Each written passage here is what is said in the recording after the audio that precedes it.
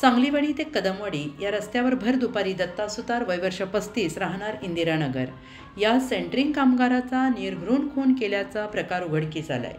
फारशी वर्दळ नसलेल्या रस्त्यावर सुतार हा मृतावस्थेत पडल्याचं दिसल्यानंतर नागरिकांनी सांगली शहर पोलिसांना कळवलं।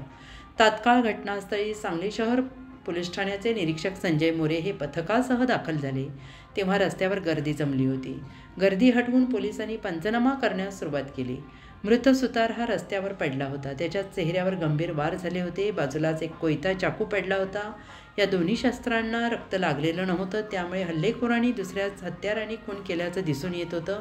बाजूला सुतार याची दुचाकी MA09BQ 4985 पडली होती। सुतार याच्याजवळ कोणतेही ओळखपत्र नव्हते, त्यामुळे सुरुवातीला ओळख पटली नाही। तपासात त्याचं नाव दत्ता सुतार असून तो सेंटरिंग कामगार म्हणून काम करत असल्याचं स्पष्ट झालं।